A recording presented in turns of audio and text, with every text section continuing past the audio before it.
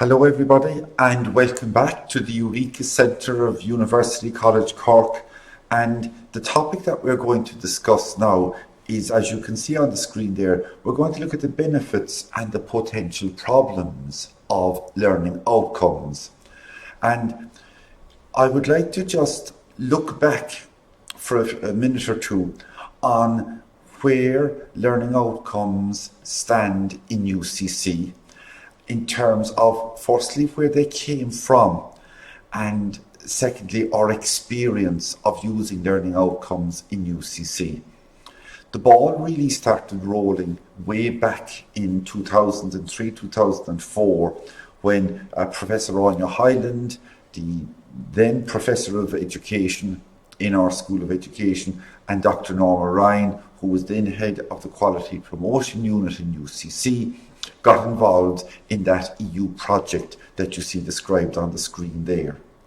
And they got 6 universities in other countries involved with them, and as a result of that, learning outcomes was put on the map in UCC. Now, in the Bologna process from 2020 onwards, we are told that we need to emphasise the teaching mission of higher education institutions and ongoing curricular reform. Well, UCC was way ahead of the posse, because UCC was involved in the use of learning outcomes in curriculum reform way back in this project in 2006.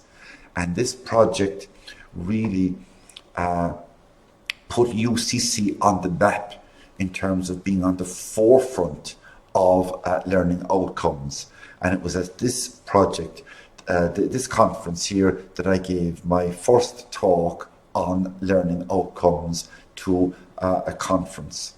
And around the same time, we were fortunate that Dr. Marion McCarthy and Dr. Betty Higgs were involved in setting up what was then called the Teaching and Learning Centre in Onadbarra, and they organised a lot of staff training courses, usually during lunchtime, on some of the topics, as you can see there. And arising out of that then, the postgraduate cert, diploma and masters in teaching and learning were initiated. So in that sense, learning outcomes helped to catalyse the setting up of the postgrad cert, diploma and masters in teaching and learning. And of course, thanks to the programme director, Dr. Marion McCarthy, this has grown by leaps and bounds. And we're so very fortunate to now have in UCC CERTL, the Centre for the Integration of Research, Teaching and Learning. And there's great credit due to Dr. Catherine O'Mahony, Dr. James Cronin and Dr. Owen Jump, who are continuing on the great legacy set by the joints that I've just mentioned there. So we are very fortunate that people like Catherine and James and Owen are ensuring that learning outcomes have a key role in curriculum development in UCC. And it was as a result of those 3 and our Vice President for Teaching and Learning, Professor Paul McSweeney, that this series of talks on learning outcomes has been produced. Stephen Adams, whom I mentioned to you before, spoke about learning outcomes as being one of the essential building blocks for transparent higher education. So they're absolutely vital. And Judith Allen, in one of her papers, spoke about learning outcomes in terms of a celebration of student learning. In other words, when we're using learning outcomes, we should make them visible to our students and use it to celebrate the learning achievements, if you like, of our students. So the benefits of learning outcomes are well documented in the literature: clarity for students, helping us as teachers to focus on what exactly we want students to achieve, helping us as teachers to use a common language in discussing items with our colleagues.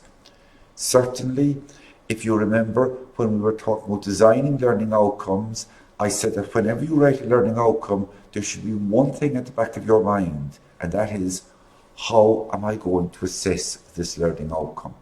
So learning outcomes have certainly helped to make that link with assessment. And of course, it provides enormous guidance to employers because learning outcomes are written so simply. And I remember a few years ago being out in Lithuania, visiting various universities as part of a quality assurance process, and meeting many employers at university meetings who were involved in designing the learning outcomes, because those employers were the people who employed the graduates of the programme. So this was unique to have employers on programme teams developing learning outcomes. And of course, as I mentioned already, in UCC, learning outcomes, it was like a catalyst to start discussions on teaching and learning and bringing in people from across the university to our lunchtime sessions. There are, of course, transnational or international implications of learning outcomes, which I've summarised on that slide there.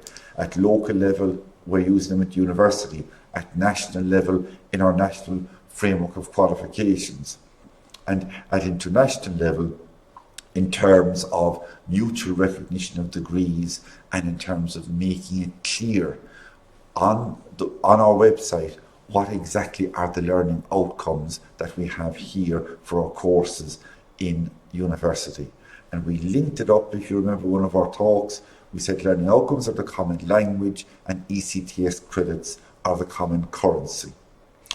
And there was an interesting paper produced by the Council of Europe way back in 2002, and it was emphasised the importance of learning outcomes. And that statement that I've highlighted, the principal question asked of the student or the graduate will no longer be, what did you do to obtain your degree?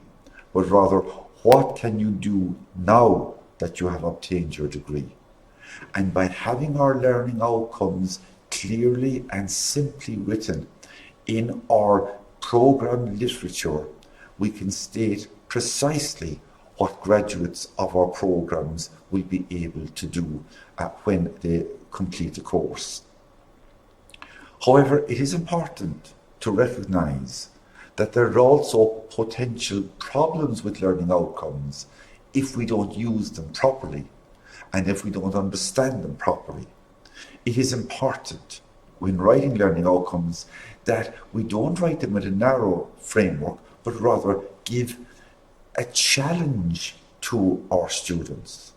In other words, promote the higher order thinking skills rather than have all our learning outcomes towards the bottom of Bloom's taxonomy. We don't want the learning outcomes to be too rigorous that we paint ourselves into a corner and don't allow us flexibility. So we need to be flexible in writing our learning outcomes, we need to be clear, we need to be concise, and most important of all, we need to address the higher order thinking skills. So by keeping to the rules, the international rules, international best practice in writing learning outcomes will serve us very well. Now, this was an important report written in 2014, which I would recommend every one of you to read, because it makes a very, very important point about learning outcomes, even though it was a report in which an international study was done on the designing of Leaving Cert science syllabi in Ireland and looking at international best practice. Most of the material in there is of relevance to every subject at every level. And the author of the report there, Professor Anya Hyland, Professor Emeritus of Education here in UCC, made a very important statement. She said, while learning outcomes are a very valuable tool for identifying what learners should know and be able to do at the end of a course or programme, it's not appropriate to use learning outcomes alone to define a syllabus and its assessment. Learning outcomes are statements of essential learning, and as such they are written at minimum acceptable or threshold pass-fail standard. And she went on there to see if teachers focus only on the learning outcomes, there's a danger of the dumbing down of the material. And this is what we have found at secondary school level here in Ireland, that the syllabi at junior cycle level have been dumbed down with the new syllabi being introduced, because the template being used by the NCCA is simply a template using lists of learning outcomes. As we know at university, as well as learning outcomes, we also give depth of treatment in terms of the subject content. We give details of the assessment. We have past examination papers, and so on. So unless we make sure that we understand what learning outcomes are all about, and that learning outcomes aren't the be-all and the end-all, we need to give depth of treatment. And you cannot say to a teacher, there's the learning outcomes, now go off and teach that syllabus. You cannot say that, because you could have the same learning outcome at primary, secondary and tertiary levels of education. So it's the depth of treatment that clarifies the learning outcome, and also make sure that when we're teaching, that we address not just at threshold level pass-fail, but that the learning outcome brings our students up to the higher order thinking skills in Bloom's taxonomy. In other words, that we challenge our students.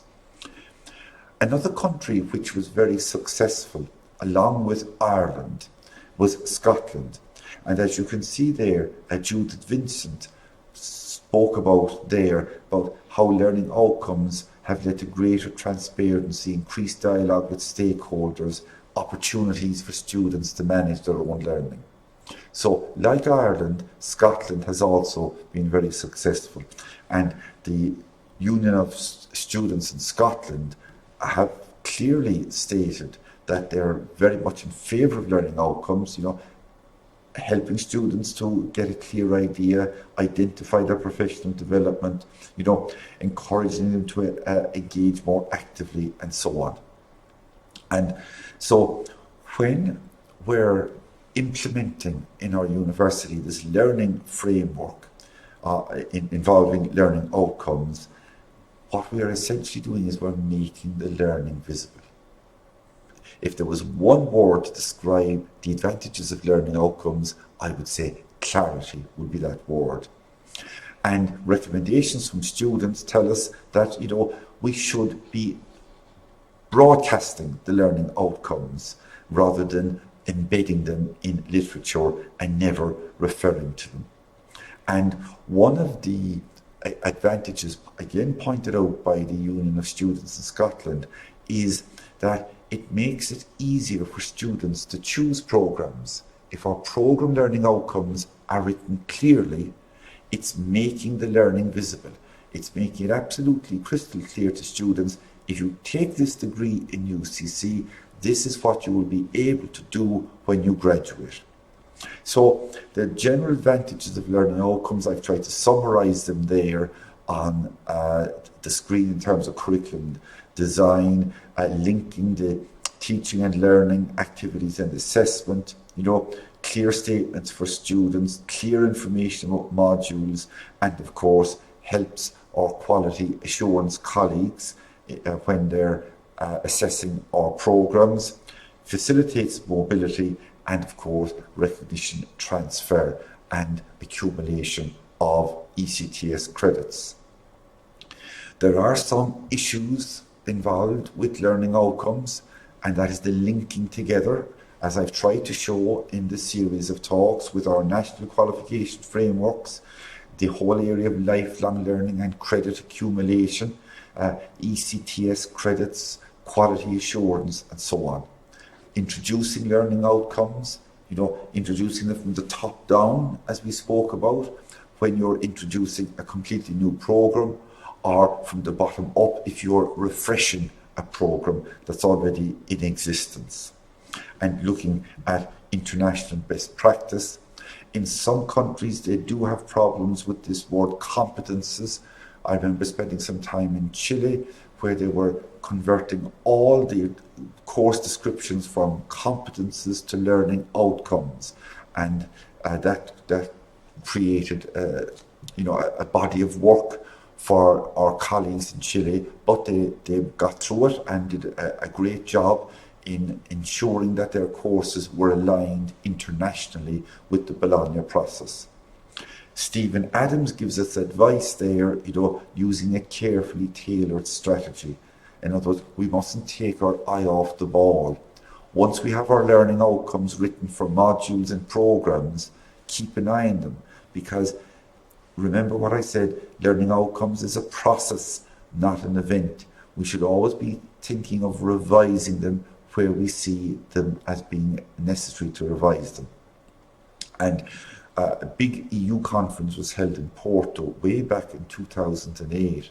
A very good paper arose from the conference, and it spoke about the importance of bringing staff on board in new approaches to teaching, learning and assessment. And learning outcomes can serve as a catalyst in that area. So to finish off, definitely the teaching mission of higher education has been emphasized time and time again. We are fortunate to teach in a university which is at the forefront of the development of learning outcomes. Definitely the Bologna process has, it has been of enormous benefit. One could give a separate talk on the advantages of the Bologna process, but there really is no turning back. It has been so successful. And the success of this Bologna process are well documented in the literature. And we have to be careful when using learning outcomes that we use them properly and give depth of treatment with learning outcomes that we have written. So thanks again for staying with me until the final slide. God bless you all. So we'll wrap up now.